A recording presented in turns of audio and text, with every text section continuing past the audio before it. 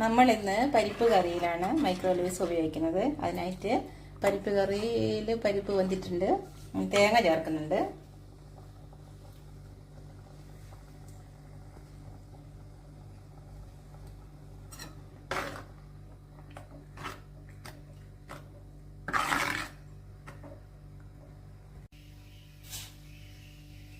ചെറുപയർ ലീവ്സ് ആയതുകൊണ്ട് തന്നെ ഇത് പ്രോട്ടീൻ സമൃദ്ധമാണ്.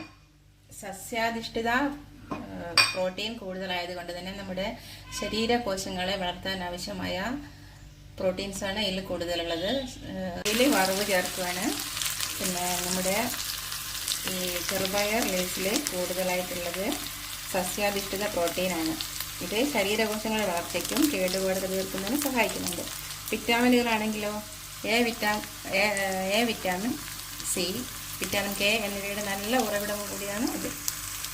കൂടാതെ ഫോളേറ്റ്, വിറ്റാമിൻ B9 ധാരാളമായി അടങ്ങിയിരിക്കുന്നു. പൊട്ടാസ്യം, ഇരുമ്പ്, മഗ്നീഷ്യം തുടങ്ങിയ പ്രധാന ധാതുക്കളും ഇതിൽ അടങ്ങിയിട്ടുണ്ട്.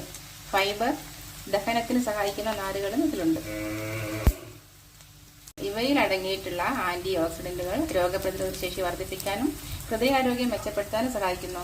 അതുകൊണ്ട് തന്നെ എല്ലാവരും ഇത് ഉപയോഗിക്കുക. ചെറുപയർ, വൻപയർ, അങ്ങനെയുള്ള എല്ലാ പയറുവർഗ്ഗങ്ങളും മുളപ്പിച്ച് കഴിക്കുന്നത് നമ്മുടെ ശരീരത്തിന്റെ ആരോഗ്യത്തെ ഏറ്റവും കൂടുതൽ നന്നായിരിക്കും. കറി നന്നായി തിളച്ച് വന്നിട്ടുണ്ട്. നമ്മളിപ്പോൾ ഈ ലീവ്സ്, അരിഞ്ഞു വെച്ച ലീവ്സ് ചേർക്കുന്നുണ്ട്. ഇത് വേവേണ്ട ആവശ്യമില്ല, അപ്പോൾ ഇതിലുള്ള പോഷകങ്ങളൊക്കെ നഷ്ടപ്പെടും. വാങ്ങി വെക്കുന്നുണ്ട്. ഇതിൽ അടങ്ങിയിട്ടുള്ള ആന്റി ഓക്സിഡന്റുകൾ രോഗപ്രതിരോധ ശേഷി വർദ്ധിപ്പിക്കാനും ഹൃദയാരോഗ്യം മെച്ചപ്പെടുത്താനും സഹായിക്കും. ചുരുക്കത്തിൽ ഏത് മൈക്രോ ഗ്രീനുകളെയും പോലെ ചെറുപയർ മൈക്രോ ഗ്രീൻസും മുതിർന്ന പയറിനേക്കാളും മുളപ്പിച്ച പയറിനേക്കാളും കൂടുതൽ സാന്ദ്രമായ പോഷകങ്ങൾ നൽകുന്നുണ്ട്. കുറഞ്ഞ അളവിൽ കഴിക്കുമ്പോഴും ധാരാളം വിറ്റാമിനുകളും ധാതുക്കളും പ്രോട്ടീനും ലഭിക്കുന്നു. പരിപ്പ് കറി തയ്യാറായിട്ടുണ്ട്. മൈക്രോ ഗ്രീൻസ് നമുക്ക് സാലഡുകളിലും സൂപ്പുകളിലും ഒക്കെ ചേർത്ത് ഉപയോഗിക്കാം കേട്ടോ. അതുകൊണ്ട് തന്നെ നമ്മുടെ ആരോഗ്യത്തെ നമ്മൾ ശ്രദ്ധിക്കുക. എല്ലാവരും ഇത് ഉപയോഗിക്കുക.